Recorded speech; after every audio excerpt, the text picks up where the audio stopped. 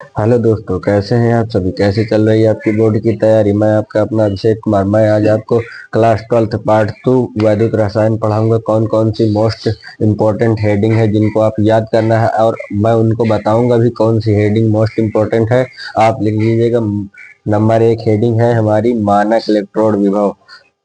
हमने मोस्ट इसमें question bank में और अनसॉल्व में बुक में हमने देख देख के निकाला हुआ है कौन सी किस चैप्टर की कितने कितने क्वेश्चन आए हैं, कितने ही बार बार आते हैं। तो हमने मोस्ट 100% ये क्वेश्चन आएंगे। 100% इस पार्ट से अगर आएंगे तो 100% आएंगे। तो हमने हर सन की, जिस सन में भी ये आए हैं, हमने हर सन के इसमें देख के मोस्ट इम्पोर्टेंट क्वेश्चन ढूंढ ढूंढ के हमने लिखी हुई है। तो उन हेडिंगों को हम आज बताएंगे कौन कौन सी हेडिंग है, कौन कौन सी आ सकती हैं आपको। नंबर 1 हेडिंग है मानक इलेक्ट्रोड विभव। नंबर 1 मानक इलेक्ट्रोड इलेक्ट्रोड विभव।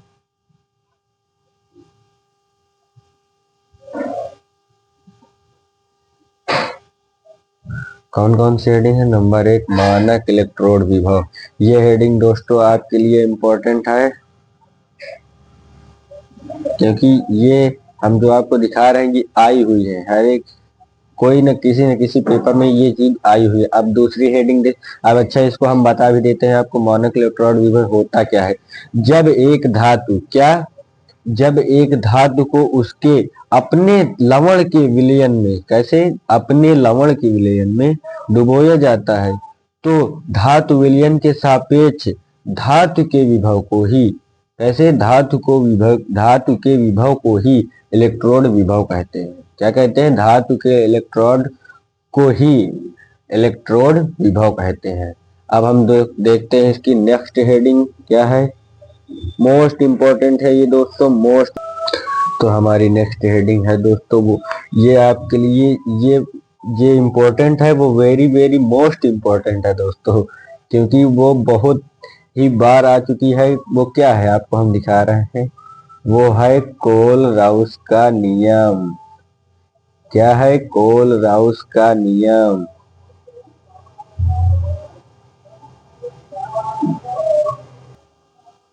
ये मोस्ट इम्पोर्टेंट है। वेरी वेरी वेरी इम्पोर्टेंट है दोस्तों। कोल राउस का नियम बहुत ही इम्पोर्टेंट है आपके लिए। अब हम बताते हैं आपको कोल राउस का नियम होता क्या है। क्या होता है।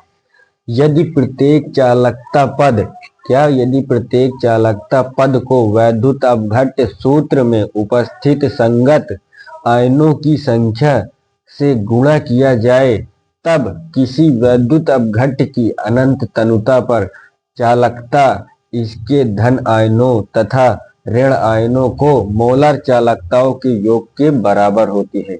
इसे ही कोल राउस का नियम कहते हैं दोस्तों। हमने बहुत ही ढूंढ ढूंढ के, और एकदम सरल, आपको तुरंत याद आ जाएगी ऐसी डिफिनीशन लिखी हुई है दोस्तों। अगर आपको डिफिनीशन सही चाहिए, कि हमने अभी हेडिंग हेडिंग लिख रहे हैं, अगर डिफिनीशन भी आपको चाहिए जो हम बोल रहे हैं, तो आप कमेंट करिएगा। तो हम आपको वीडियो भी बनाकर भेज देंगे कि जो हम आपको बता रहे हैं कोल राउस का नियम क्या होता है, मानक इलेक्ट्रोड विभव क्या होता है। अब हमारी चलते हैं, कमेंट करिएगा तो हम डाल देंगे वीडियो वो भी आपको। तो तीसरा हमारा मोस्ट इम्पोर्टेंट वीडियो, तीसरा हमारी हेडिंग क्या है मोस्ट इम्पोर्टेंट। अर्ध सेल। क्या है। अर्ध सेल। ये हमारे क्लास 12th के लिए मोस्ट इम्पोर्टेंट वीडियो है दोस्तों। अब फोर्थ, ये अर्ध सेल क्या होता है इसको भी हम पढ़ के बता देते हैं आपको दोस्तों। किसी धातु इलेक्ट्रोड को जब किसी अपघट्य के विलयन में रखा जाता है, तो धातु धातु आयनों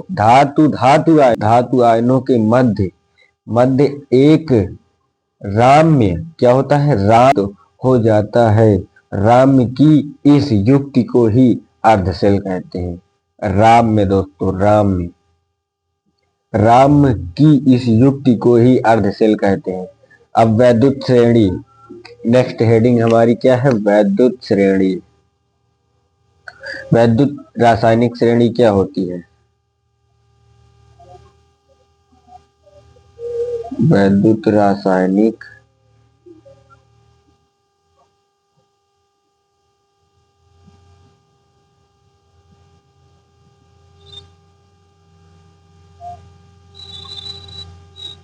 वैद्युत रासायनिक श्रेणी, ये हमारी ये इम्पोर्टेंट है ये सभी। तो वैद्युत रासायनिक श्रेणी क्या होती है, इसको अभी हम पढ़ कर बताएं। विभिन्न धातुओं को उनके घटते हुए मानक इलेक्ट्रोड विभव के आधार पर रखे जाने पर जो श्रेणी प्राप्त होती है उसे वैद्युत रासायनिक श्रेणी कहते हैं। कौन सी श्रेणी? वैद्युत रासायनिक श्रेणी कहते हैं।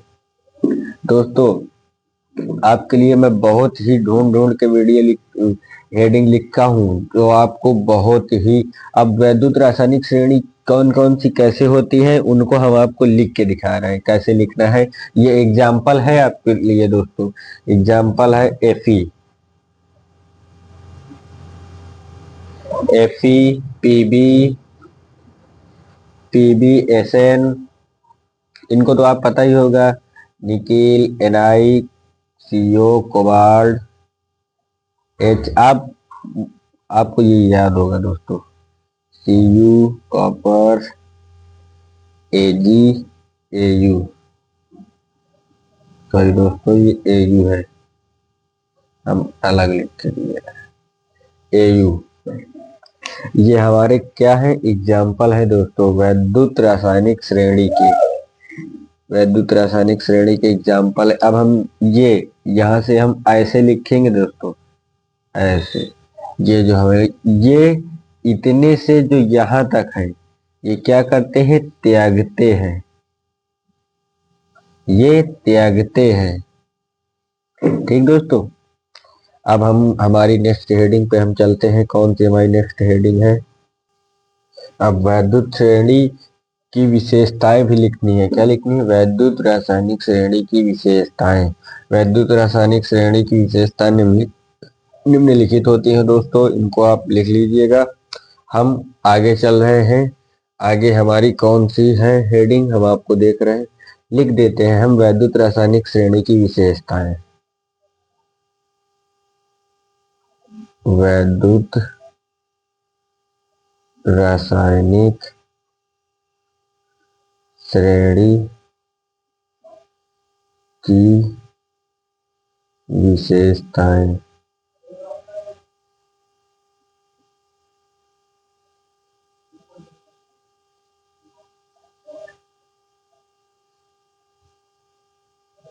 ये वैद्युत रासायनिक श्रेणी की विशेषताएं हैं दोस्तों। अब हम ये कौन सी हेडिंग हमारी? 5वीं दोस्तों। अब हम चलते हैं, हमारी नेक्स्ट हेडिंग क्या है? तो दोस्तों ये एक प्रश्न आया है, बहुत ही बार फिजिक्स में आया है, पार्ट 2 में कई बार आ चुका है। ये 2025 में भी आया था, 2024 में भी आया था, 2021 में भी आया था, 22 में नहीं आया था दोस्तों। इसको हम पढ़ते हैं, ये क्या है जो हमारा क्वेश्चन है, ये जो प्रश्न आया है बहुत बार, ये इम्पोर्टेंट है दोस्तों, इम्पोर्टेंट नहीं मोस्ट इम्पोर्टेंट है दोस्तों। इसको हम पढ़ रहे हैं। यदि वैद्युत रासायनिक श्रेणी में एल्यूमिनियम हाइड्रोजन से ऊपर स्थित है परंतु यह वायु और जल में स्थायी है, क्यों? क्यों स्थायी है, इसको हम आंसर आपको बता रहे हैं। अगर आपको वीडियो चाहिए तो हम आपको वीडियो भी बना कर देंगे, इसलिए कमेंट करिएगा। हमारा जो प्रश्न है ये मोस्ट इम्पोर्टेंट प्रश्न है। प्रश्न हमने बोल भी दिया है आपको, ये आपको मिल जाएगा। यद्यपि विद्युत रासायनिक श्रेणी में एल्यूमिनियम हाइड्रोजन से ऊपर स्थित है परंतु यह वायु और जल में स्थायी है, क्यों स्थायी है? इसको अब हम लिखते हैं दोस्तों। अत्यधिक सक्रिय होने के कारण, ये हम आंसर बता रहे हैं दोस्तों, आंसर है हमारा अत्यधिक सक्रिय होने के कारण वायु की उपस्थिति में एल्युमिनियम पर एल्युमिनियम ऑक्साइड की परत जमा देता है, जिसके कारण एल्युमिनियम धातु पर वायु तथा जल का कोई प्रभाव नहीं होता। इसी कारण यह वायु व जल में स्थायी होता है। क्या होता है, स्थायी होता है दोस्तों। अब हमारा जो एक और क्वेश्चन है, इसमें हम दोस्तों बहुत ही मोस्ट इम्पोर्टेंट क्वेश्चन लिखे हुए हैं जो आपके बोर्ड में ही आए हैं, बहुत ही बार आए हैं, आपके प्री बोर्ड में भी आने की संभावना है, लेकिन बोर्ड की इम्पोर्टेंट 100 में 100%, 101% ये आएंगे ही आएंगे। तो हमारा नेक्स्ट जो प्रश्न आया था क्वेश्चन, उसको हम देख लेते हैं। नेक्स्ट क्वेश्चन हमारा क्या था? नेक्स्ट क्वेश्चन था सिल्वर नाइट्रेट के घोल में कॉपर की दंड डुबो क्या दंड डुबोने पर घोल का रंग नीला क्यों हो जाता है दोस्तों?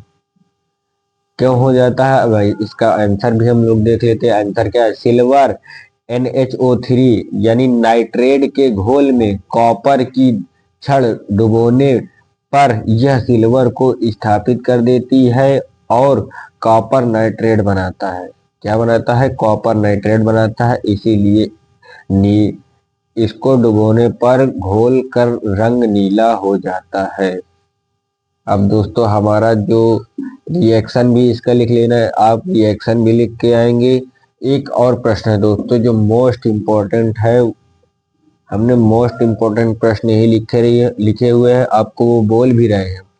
तो हमारा क्वेश्चन क्या है? वो कॉपर सल्फेट CuSO4, क्या कहते हैं कॉपर सल्फेट को? CuSO4 के विलयन में जस्ते की बनी छड़ डालने पर उसका नीला रंग धीरे धीरे गायब हो जाता है, क्यों?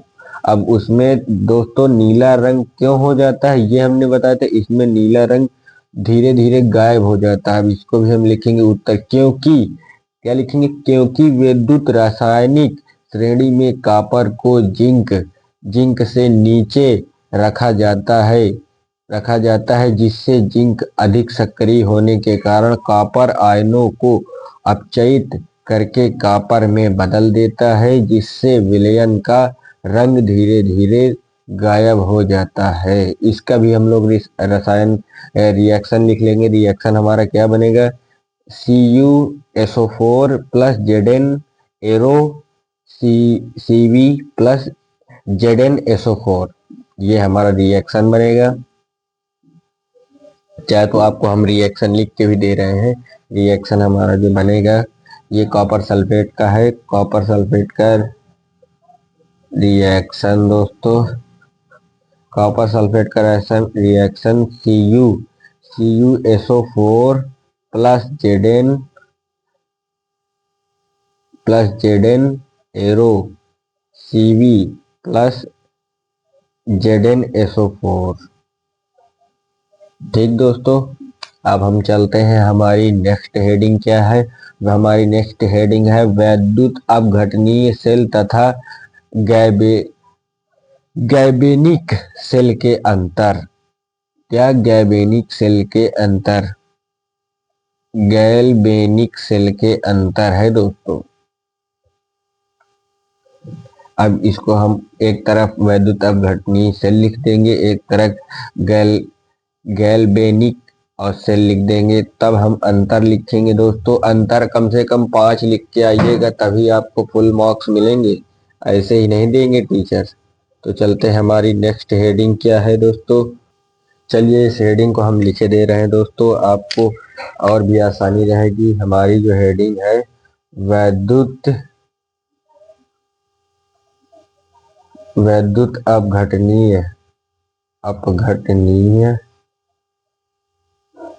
अपघटनीय सेल तथा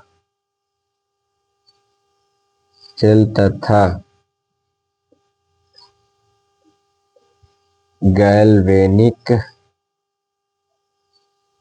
सेल में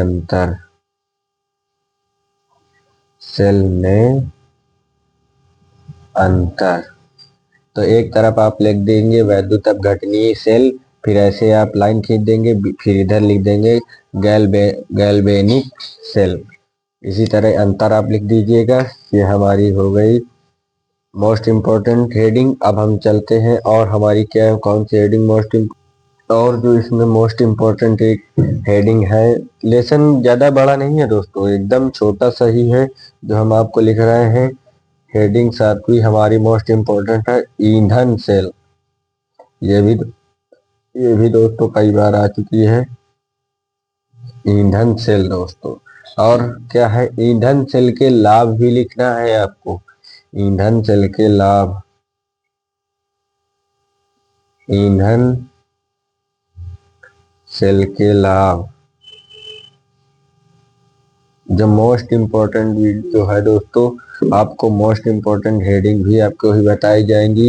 ईंधन सेल के लाभ दोस्तों लिखना है, और क्या लिखना है, एक जो मोस्ट इम्पोर्टेंट है, फैराडे का विद्युत अपघट्य का नियम।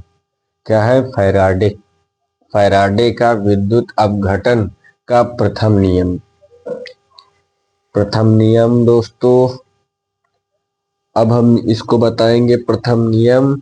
और जो क्वेश्चन द्वितीय नियम भी है दोस्तों, इनको जरूर आप लिख लीजिएगा। ये दो नियम है, प्रथम नियम, द्वितीय नियम। इसमें क्या है, फैराडे का विद्युत अपघटन का प्रथम नियम। तो फैराडे का फैराडे का विद्युत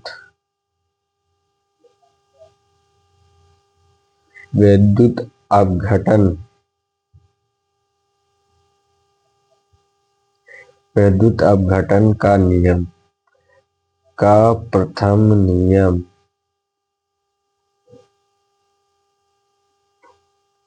ये दोस्तों वेरी वेरी इंपॉर्टेंट है। और इसकी एक हेडिंग भी लिखना है, द्वितीय नियम। ये भी एक इसी का नियम है, लेकिन प्रथम नियम बहुत आता है दोस्तों, तो इसीलिए हम प्रथम नियम लिखे दे रहे हैं। द्वितीय नियम कम आता है, आप लिख लीजिएगा अगर द्वितीय नियम आए तो। लेकिन अब एक क्वेश्चन आया हुआ है दोस्तों, इसी का जो मोस्ट इम्पोर्टेंट है, किसी विलयन के चालक तार तनुता के साथ क्यों घटती है। वाह दोस्तों, क्या क्वेश्चन है ये। तो इसको हम आंसर भी इसका देखेंगे। विलयन की चालकता, विलयन के एकांक आयतन में उपस्थित आयनों की चालकता होती है तनुकरण या विलयन के आयतन में वृद्धि हो जाती है, जिसके फलस्वरूप प्रति एकांक आयतन में आयनों की संख्या घट जाती है, जिससे चालकता भी घट जाती है दोस्तों। इसीलिए हमने इतनी छोटी छोटी हेडिंग आपको बनाई। इसमें फुल मार्क्स मिलेंगे दोस्तों, आप फुल लिख के आइएगा। और ये जो हमने हेडिंग लिखाई है, ये 100% दोस्तों आएंगी, इसमें कोई दो राय नहीं है। आप इनको याद कर लीजिएगा, इन हेडिंगों को। अगर न आए तो फिर आप बताइएगा कि ये हेडिंग नहीं आई हुई है। तो वीडियो को लाइक करिए, चैनल को सब्सक्राइब करिए। So thank you so much. तो बाय बाय, नेक्स्ट वीडियो में मिलेंगे हम लोग।